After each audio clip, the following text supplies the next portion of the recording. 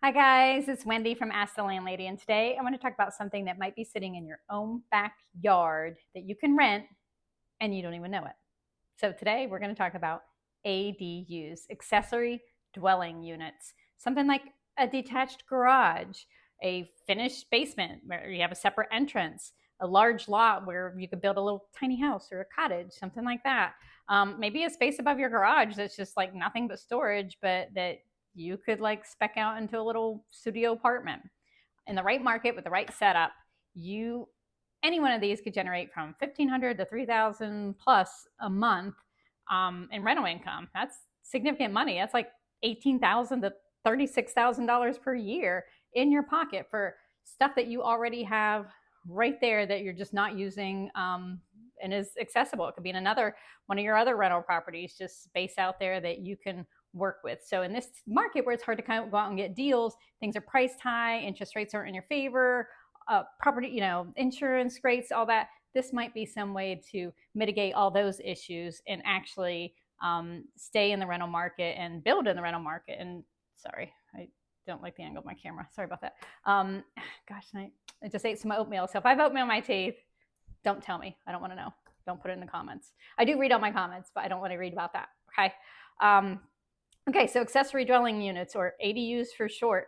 And right now, thanks to a lot of state level zoning changes, better financing options for those in a rental market that just needs more housing, this is a good situation to be in and a good opportunity for those of you that want to do something a little outside of the box, to add more money to your bottom line. This AD boom is real and it's accelerating, and most investors are actually ignoring it, which is kind of a mistake. So don't make that mistake. Let's look at it and see what we can do. So today we're going to wake up, we're going to cover what it is, how it's shifted in your favor, what it costs to build, and what it could generate in income for you. And of course, because I'm the landlady, I don't give all the hype without some honesty. There will be the risks that we will talk about in addition to the rewards. Okay, so welcome back to Ask the Landlady. I'm so glad you're here. A quick note, if you've been watching this series, you've seen I've talked about house hacking, I've talked about mortgage rates, I've talked about all sorts of stuff going along there. And I love to hear from you. If there's a topic I've not been covering, go back and look at my backlog for sure. And if not, shoot me a comment so we can do it. And more importantly, hit that subscribe so that we can keep doing this. I did write a book. Hope you've checked that out on Amazon. I know I sound like a broken record, but that's why we do this, right? Now, I definitely want to help you and I want you to make more money, but I also want to make money too. So check them out. They're cheap. They're on Amazon, and they're the books I wish I had when I started this journey 25 years ago. I would have saved myself a lot of headache. I would have a lot more money right now and a bigger operation. So boo. But that doesn't mean I can't help you do that. So check that out. Okay, so let's get back to the numbers and this ADU booming market. The ADU market was valued at nearly $20 billion last year, and it's projected to almost double in 2035, 10 years from now. Think tiny homes, think these cottages, think about the severe housing crisis that we've had in lots of cities where we've seen a lot of population growth and not enough infrastructure. Those are all making it ripe for this type of ADU. And it's also meant that the regulations have loosened up on this all across the nation. So that's a good situation to be in. Now, I always want to say, make sure you check your local laws, your local markets, where you plan to do this, and make sure it's something that you can actually do. Go in and talk to those coding people. Sit down with them and say, hey, I got this garage. What can I do with it? And get those conversations going, because this is your time. So let's make sure we're all operating from the same definition on an ADU. Okay. An accessory dwelling unit is a secondary residential unit on the same lot as a primary home. So you might already have a home there. Maybe you rent it out. Maybe you live in it, whatever. It has its, the ADU will have its own entrance, its own kitchen or kitchenette, its own bathroom. It's a complete and separate unit. If you're sharing your space in your house, that's called house hacking. And I do have a video on that. So go check that out, because on that one, I tell you all about how to house hack and have people share your home and do all that. So definitely check that out. But this one is ADU, separate entrance, separate exit. They got their own space. You got your own space. Good situation to be in. Okay, so that's the core definition. But there are 3 different main types of this. So type 1 is your detached ADU. Okay, the backyard cottage, the tiny home. That obviously gives the most privacy for coming and going for you and your tenant, and it will generate the highest level of income too. That's going to be a lot more uh, positive to people than living in your basement or the top of your garage, right? So that one is the good thing to do. So if you're going to build in a high market area, that's going to cost you a lot of money, up 250 to 600,000. But if you're in a mid-range market, you're looking at 100 to 200,000, maybe even less if you build yourself when you got those access to that, or you've kind of already got something there that you can work with. That's just something that you could make into a great little property for somebody, a little. I know everybody's, maybe you buy a house that has like a she shed or something else on there, and you're like, I don't have time to do that. That's a perfect opportunity to make a little tiny home or a little ADU out of it. Type 2 is your attached one, okay, or an interior conversion. That's something that shares a wall with your main house. Maybe it's your garage that you've never used, so you're like, hey, let's make this a studio apartment. Or maybe it's a basement that has a way to have a separate entrance and exit point. And since you're dealing with an existing structure, it's going to be less cost, obviously, to renovate. Typically, a garage conversion might be 60 to 120,000. Your basement one's even going to be cheaper, like 40 to 80,000. Less construction complexity, stuff's already there. You already got utilities, blah blah blah. So it's just going to be easier. Number 3 is the junior ADU, or the JADU. It's kind of fun to say, JADU. So junior ADU. That's the most accessible entry point. It's a unit carved from an existing point of your home. So that's the attached garage that you've changed. I think I talked about that in the last one. That was really more of a detached situation. But if you had something like that, or you have a little screened-in porch that you're doing, something like that is going to be a lot cheaper. There's also some prefab homes that you can just drop onto your property, prefab little tiny homes. That's definitely a great way to look at that too. So let's talk about regulation and why this might be the time, what has actually changed. Basically, your local zoning laws everywhere.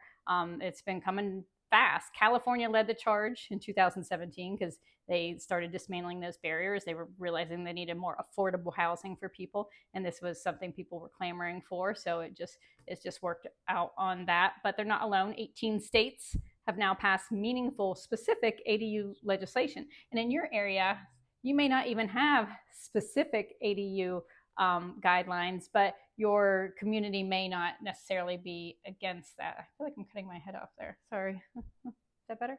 Okay. So it's going in the right direction. You aren't seeing people like shut them down. They're shutting down other things like, Airbnbs and other problematic situations for states where they're like, we're not making any money off this. ADUs, they're kind of in support of, because they're at least getting some coding. They're getting some building permit money, that kind of thing. And they're solving a crisis of affordable housing, which is just, very problematic for a lot of areas. So what that means is if you have a single family housing lot or a standard residential lot, you likely, make sure you check your laws, likely have the legal right to build an ADU. Not maybe, not if your neighbor agrees, not if city council decides to approve it. You may have legislation in place already saying, yes, you can do it, which makes it great. You're cutting out all that other stuff of asking permission or blah, blah, blah, and getting right into your entry point, which is great. But make sure you check, because again, if you're in an HOA, they will be a gray area there. There's some things where in California, HOAs can't outright block them, but the state law overrides them. But there might be other areas where that is not the case. So you want to make sure you definitely check that. So, all right, let's get into the numbers. I like math. I don't really like math. I'm an English major, but I like math when it involves money. And then here's where it involves some profit and wealth building. So this is where it either makes sense for you or it doesn't. So if you are in a high cost California suburb, building costs high, it might not be worth it for you to that. You might not generate income for it. You may just, you may lose out money on it, but you also might gain some equity. So you might gain some higher value to your home for having that ADU. So there's some different factors there. It's probably going to be monthly rent 2,400, so annually about 28,000. You allow for some vacancy and issues, so 24,000. Your build cost is going to be about 7 years. So if you don't plan to stay there, or you think that's a long time, I would rather make my money back in 5 years, that's not going to be as attractive to you. But after that 7 years, it's just pure profit. So it is saying too in California that has proven to add value to people. Some people went from 715,000 to 100,000. I mean, 715,000 to $1 million just by adding that ADU. So you're also getting that value in there too, which is something to think about there. Scenario two, somebody ran by me, was they had a garage conversion in the Sunbelt market. Okay, so their build cost was $85,000 to take a detached 2-car garage and make it into a 1-bedroom unit. Their monthly rent $1,400, which was $16,800 annual. After expenses, they got about $13,500. Their payback period was just 6 years. So after that 6 years, pure profit. About 15% annually on their original investment, which is better than the stock market, 15%. So again, something to think about. If it's not hitting yet above what you can make in the stock market by doing nothing, then don't do something that takes time and effort and costs more, right? Or means less profit. So anyway, there's that. Okay, scenario three, a basement ADU in the Midwest. So you're in Columbus and you have a basement that actually has a separate entrance. Ooh, what an opportunity. You don't use your basement. You're just storing stuff you don't need. Don't be a hoarder. Throw all that stuff away and put in a tenant. Your build costs $50,000. Monthly rent about $1,000. So you're getting, after expenses, $10,000. Again, another payback period of 6 years. So or 5 years, so even better to make your returns. You're not going to get as much high return as you on our coastal region or even the Sun Belt, but it's definitely something that's just sitting there that with a little bit of money, a little bit of time, effort, carving it out, maybe you're handy, it could even be less than 50,000, is going to generate that income. So something ADUs typically also, the other part of the equation of the rent, is add 20 to 35% of your property value when properly done and permitted.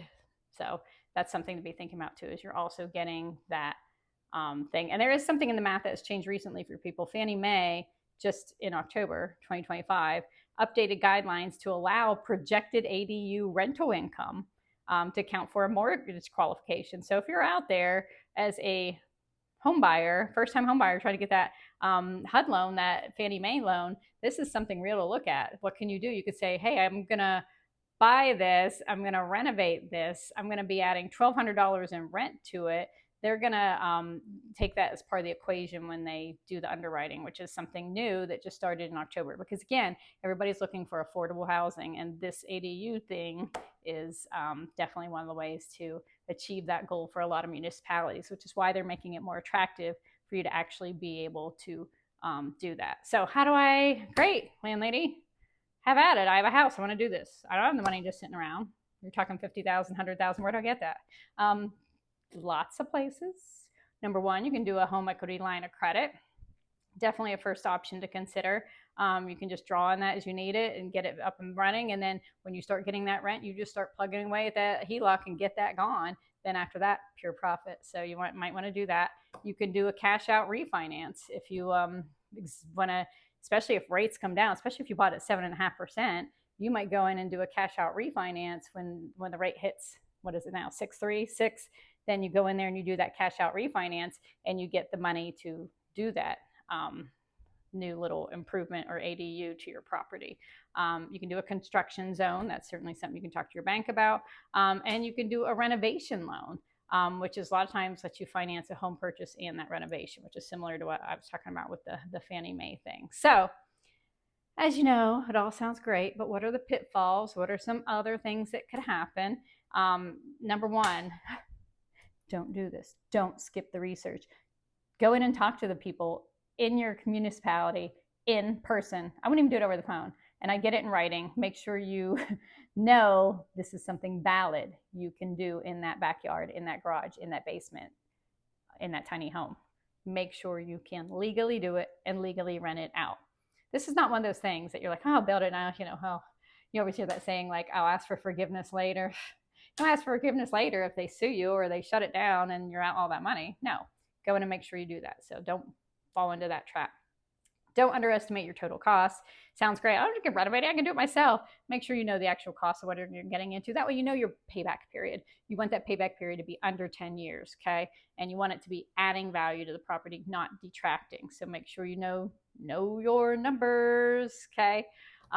3, in addition to the flaws and talking to your coding people or your enforcement and building permit people in your county, city, municipality, make sure you check, if you're in an HOA, you check that HOA's CC&Rs, make sure they are allowing that as well. A lot of times, like I said, state law will supersede that, but not always. So make sure you do that.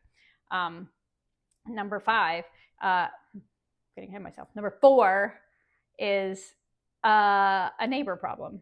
Just make sure your neighbor isn't going to cause you any issues. You put this tiny home in there and they can see right into their kitchen or something. You may have to like do some fencing or landscaping or something, especially if you have some neighbors, just to appease things there. Okay, especially if you live at the property, because if not, you're going to hear about it all the time. So take care of that. Nip that in the bud. Get them on your side. Have them build one too. Then you can all be making money. Your pitfall 5 is treating the rental money as guaranteed before you even have a tenant. Don't just count on it. There's still work behind this. You still have to be a landlady. You still have to be a landlord. You still have to do a little bit of work. It's not passive. It's not just, you still have to screen and get a tenant. And if you need to know how to do that, get my book. I'll tell you, got all the forms. Go to my webpage, askthelandlady.com, and make sure you know how to do all that too. So it's easy. You can do it. And your last thing is just don't do an unpermitted ADU. Okay, don't do it. You can get in big trouble with that. You can check your areas. Sometimes you can do it for 2 years and then get grandfathered, but don't quote me on that. I'm not a lawyer. Don't. Just go in and do it the right way, and then you won't even have to worry about it. So that'd be great. So here's where I land on this ADU boom. I think it's a great idea. It's another way to get into real estate investing if you haven't done so before and you've got the ready and waiting land place. You're sitting in Columbus, Ohio. Dang, that market is, people need affordable places to live. Put one in. You know your market. You know if it's going to be accessible or usable. So definitely another way, probably the second way versus cheapest way versus house hacking, which number 1, if you're not in the market and you can house hack, go watch that video. I did it a few weeks ago. It's fantastic. It tells you exactly how to jump into this market as a first-time real estate investor. Cheapest, easiest entry point to building wealth, hands down. I don't care what all those gurus say. I don't care. They're out there saying wholesale notes, do this, do that, get rich quick, passive income. It's not passive, people. It's never been passive. House hacking is significant. Wish I'd have done that when I was younger. I own a lot more now. So definitely do that. Look back at my other things. Hit me up in the comments. Do you have a tiny home in your backyard? Do you have a detached garage you're renting out? What are you doing? I'd love to hear about it. I'd love to hear from you. I read all my comments, and I just love being here talking to you guys about real estate, and I hope you enjoy it too. So with that, have a great day.